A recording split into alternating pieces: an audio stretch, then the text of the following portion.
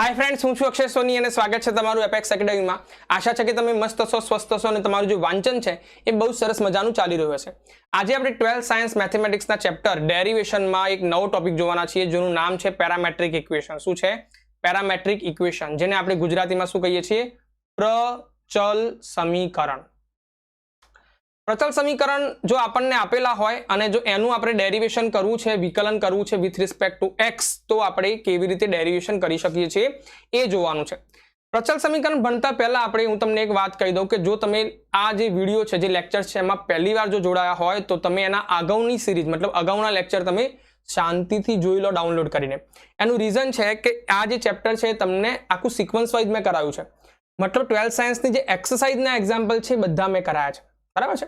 Examples મતલબ ઉદાહરણ નથી કરાયા। એનું રીઝન છે કે ઉદાહરણનું સોલ્યુશન તો તમને આપેલું હોય, બરાબર ને, એક્સરસાઇઝ તમને આપેલી હોતી નથી, તો એ તમને સારું બેનિફિટ થશે, બરાબર છે।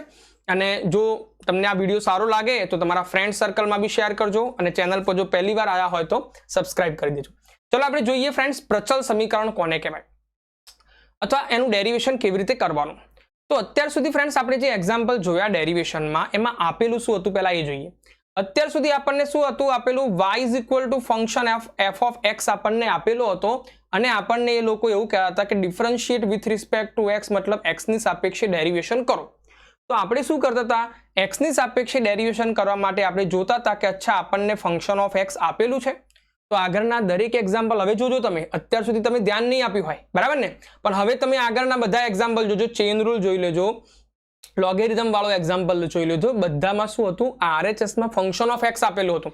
અહીંયા પણ શું આપેલું છે? ફંક્શન ઓફ x, મતલબ આપણે x નું ફંક્શન આપેલું હતું તો વિથ રિસ્પેક્ટ ટુ x આપણે ડેરિવેશન કરી દેતા હતા। જે પણ રૂલ લાગતો હોય, u ઇન્ટુ v રૂલ લાગતો હોય, u બાય v રૂલ લાગતો હોય કે ચેઇન રૂલ યા લોગેરિધમ કોઈ પણ લાગતું હોય આપણે એનું with respect to x derivation કરી દેતા હતા। પણ હવે તમને શું આપશે એ લોકો? માનો કે x જે છે એ કોઈ t માં મતલબ કોઈ બીજો વેરિયેબલ લઈ લીધો, વેરિયેબલ લીધો આપણે t, x is function of t છે અને જે y છે આપણે પહેલા શું હતું? y is equal two f of x, એની જગ્યાએ y છે એ પણ કોમન વેરિયેબલમાં છે, મતલબ g ઓફ t તમને આપેલો છે અને તમને શું પૂછે છે? Find dy by dx। ધ્યાનથી મિત્રો તમે જોશો તો y નું મારે with respect to x derivation કરવાનું છે, y નું with respect to x derivation કરવાનું છે, પણ આ જે y તમને આપ્યો છે એમાં તો x જ નથી, એમાં તો x છે નહીં, એમાં તો શું છે? વેરિયેબલ t આપ્યો છે। તો આ ટાઈપના એક્ઝામ્પલ જો આપેલા હોય, મતલબ x કોઈ બીજો વેરિયેબલમાં t માં છે, y કોઈ બીજા વેરિયેબલ t માં છે અને મારે આનું with respect to x derivation મતલબ y નું with respect to x derivation કરવું છે, તો કેવી રીતે કરીશું? શું કરી શકીએ? ધ્યાન આપો, શું કરી શકીએ? ધ્યાન આપો, ધ્યાન આપજો। અહીંયા આપણને શું આપ્યું છે? અહીંયા આપણને શું આપ્યું છે? x is function of t આપેલો છે એમને। તમે અહીંયા વેરિયેબલ t છે તો આ x નું t ની સાપેક્ષે ડેરિવેશન કરી શકો છો? હા સાહેબ, t ની સાપેક્ષે તો ડેરિવેશન કરી શકાય। કેમ? કેમ કે આપણને તો t નું ફંક્શન આપેલું છે। અચ્છા, તમને અહીંયા y કયા વેરિયેબલમાં આપેલો છે? t માં આપેલો છે। તમે y નું with respect two t derivation કરી શકો?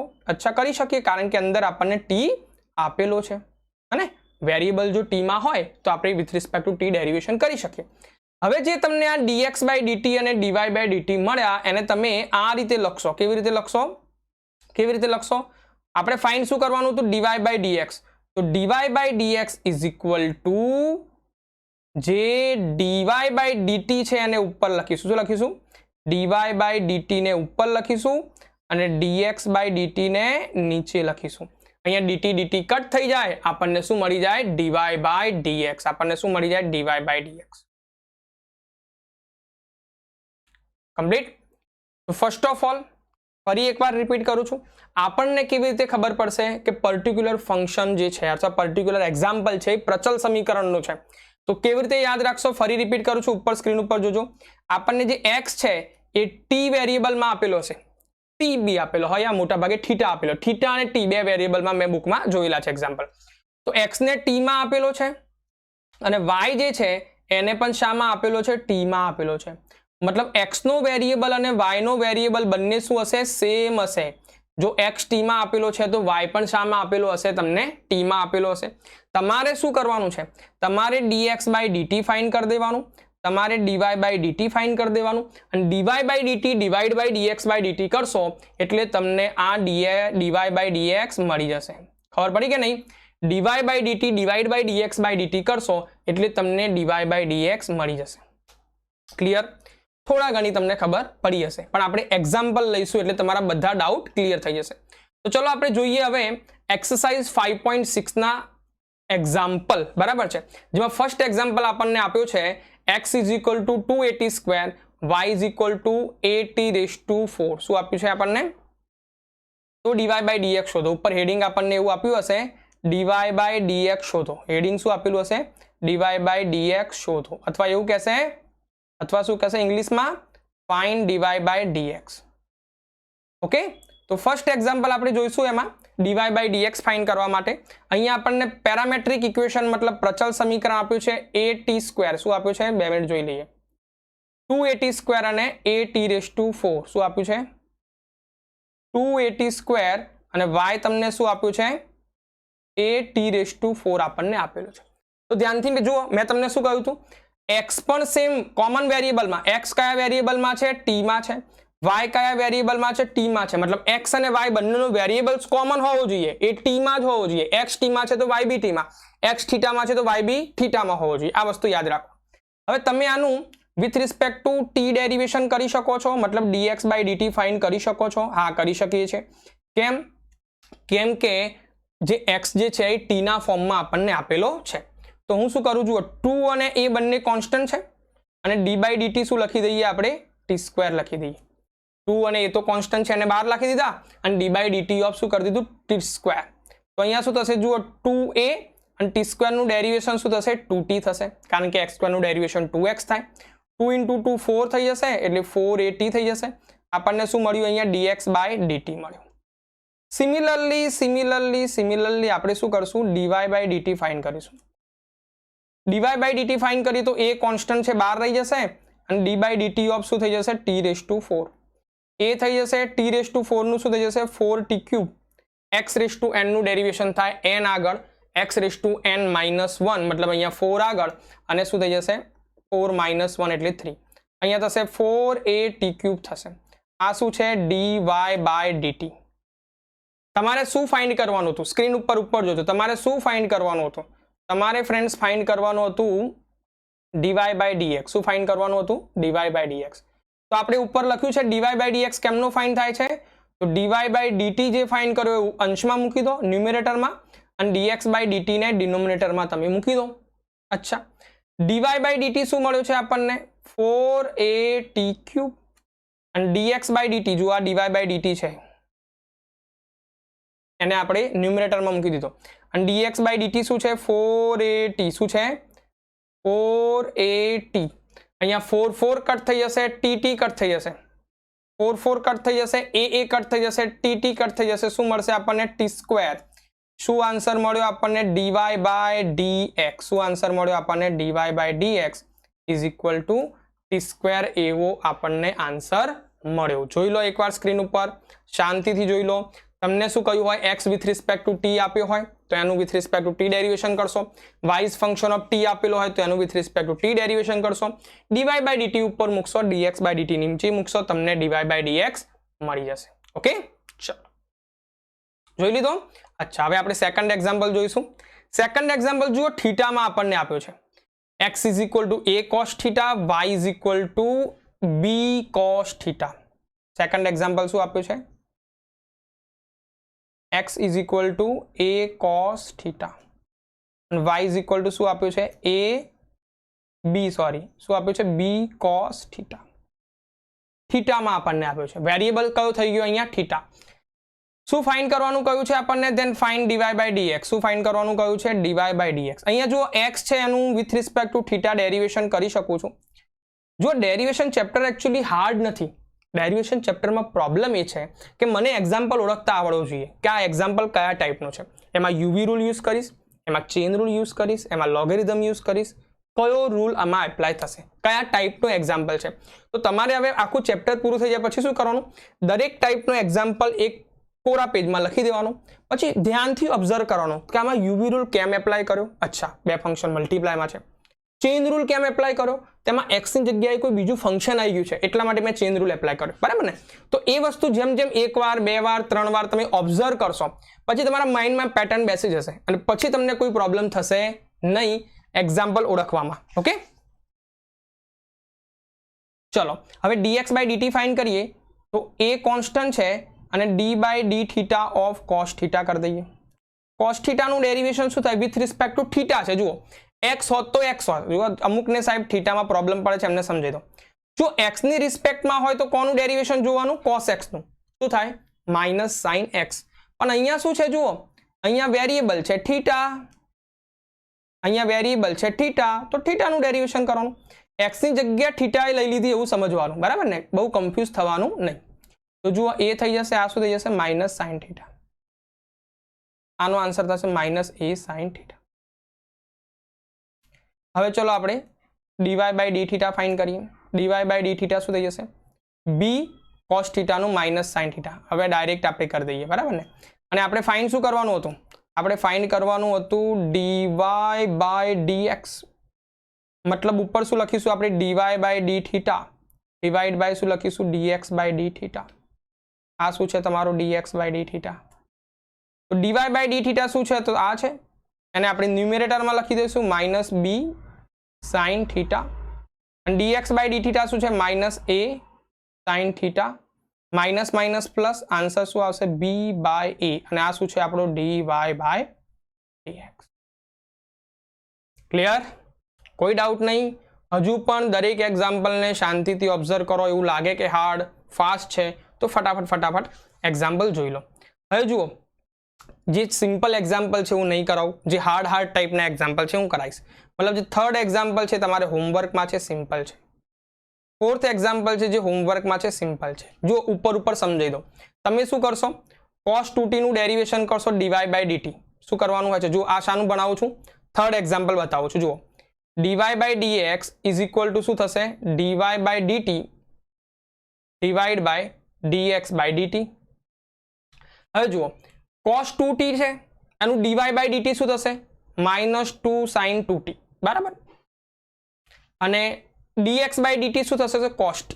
બસ આ તમારું dy બાય dx છે. સિમ્પલ. એટલે ત્રીજો એક્ઝામ્પલ આપણે કરાવતા નથી, સિમ્પલ છે એકદમ.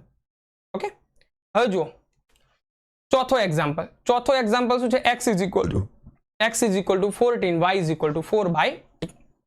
તો જુઓ ચોથા એક્ઝામ્પલનું જો ગણવું હોય તો આપણે થોડું ઉપર લઈએ. શું હોય છે? જુઓ dy by dx is equal to ઉપર શું લખીએ છીએ આપણે? dy by dt divide by dx by dt. dy by dt શું છે? તો જુઓ 4 બાય t નું ડેરિવેશન 1 અપોન t નું derivation minus 1 upon t square થાય. શું થાય? Minus 1 upon t square. કારણ કે 1 અપોન x નું ડેરિવેશન થાય માઇનસ 1 અપોન x સ્ક્વેર. એ તો આપણને ખબર છે. અને divide by dx by dt માટે 4t નું ડેરિવેશન શું થશે? 4 t 4 કટ થઈ જશે. Answer 1 divide by t square એવું આપણને મળશે. ક્લિયર થઈ ગયું? કોઈ ડાઉટ નહીં? ચાલો, તો થર્ડ અને ફોર્થ તમારે હોમવર્કમાં છે. ફિફ્થ એક્ઝામ્પલ આપણે અત્યારે ગણીશું. પાંચમો એક્ઝામ્પલ શું છે? cos theta minus cos 2 theta અને sin theta minus sin 2 theta. શું છે પાંચમો example? x is equal two cos theta minus cos 2 theta. y is equal to શું છે? sin theta minus sin 2 theta. અને આ ફાઇન્ડ શું કરવાનું છે આપણે? dy બાય dx શોધવાનું છે. ચલો ફર્સ્ટ ઓફ ઓલ તો આપણે શું કરીશું? ફર્સ્ટ ઓફ ઓલ તો આપણે x લઈશું. x શું આપ્યું છે? cos theta minus cos 2 theta આપણને આપ્યું છે. એનું with respect to theta derivation possible છે. વિથ રિસ્પેક્ટ ટુ થીટા કરી શકીએ છીએ? હા, કારણ કે થીટાનું ફંક્શન છે એટલે with respect to theta derivation કરીશું. જુઓ હવે શું લખું છું? d by d theta of cos theta minus cos 2 theta, બરાબર ને? હવે જો આમાં બે ફંક્શન મલ્ટીપ્લાયમાં આપેલા છે? ના, બે ફંક્શન મલ્ટીપ્લાયમાં નહીં આપ્યા. cos થીટા એક અલગ છે, વચ્ચે માઇનસ છે, cos 2 થીટા છે. મતલબ એડિશનમાં હોય તો આપણે કઈ દિમાગ લગાવવાની જરૂર નથી, બરાબર? ડાયરેક્ટ ડેરિવેશન કરી દેવાનું. શું થશે? cos થીટાનું શું થશે? Minus sine theta. અને cos 2 થીટાનું શું થાય? માઇનસ તો આપેલો જ છે, ધ્યાન આપજો, માઇનસ તો આ છે જ. cos 2 થીટાનું શું થાય? માઇનસ સાઇન 2 थीटा અહીંયા cos 2 थीटा છે એટલે 2 थीटा નું ફરી કરીએ તો આન્સર શું આવે 2 ખબર પડી કે નહીં cos 2 थीटा मतलब चेन रूल cos थीटा હોય તો minus sin theta cos 2 theta હોય તો थीटा નું ફરી કરવું પડે બરાબર ને તો 2 थीटा નું ફરી શું થાય 2 થઈ જાય બરાબર છે તો જો આન્સર શું આવશે minus sin theta minus minus plus 2 sin 2 theta શું મળ્યો આપણને dx/d थीटा ક્લિયર છે अच्छा હવે આપણે શું ફાઇન્ડ કરીશું sin theta minus sin 2 theta मतलब y ફાઇન્ડ કરીશું y શું છે sin theta minus sin 2 theta dy/d theta find करिए આપણે जो कि व्हाइट पेन लेवानी હતી એટલે व्हाइट पेन લઈશું આપણે dy/d थीटा फाइंड करिए तो શું થશે d/d theta of sin theta minus sin 2 theta બરાબર ને sin थीटा નું શું થઈ જશે cos थीटा થઈ જાય સિમિલરલી sin 2 थीटा નું શું થાય cos 2 थीटा અને 2 थीटा નું ફરી કરીએ તો 2 થાય આન્સર આપણને મળે cos theta minus 2 cos 2 theta clear આ શું મળ્યું આપણને dy/d थीटा શું ફાઇન્ડ કરવાનું છે આપણે શું ફાઇન્ડ કરવાનું છે dy/dx હવે આ dy/dx કેવી રીતે ફાઇન્ડ કરવાનું કહ્યું હતું તો dy/d थीटा ઉપર મૂકી દો અને dx/d थीटा નીચે મૂકી દો મતલબ શું કરીશું અહીંયા dy/d theta divide bye dx/d theta कर दो dy/d थीटा શું છે dy/d थीटा છે cos थीटा 2 cos थीटा શું છે cos theta minus 2 cos 2 theta અને dx/d थीटा શું છે આ તમારો dx/d थीटा છે એને આપણે છેદમાં લખી દેશું minus sin theta plus 2 sin 2 theta શું થશે minus sin theta plus 2 sin 2 theta तो आ તમારો फाइनल आंसर છે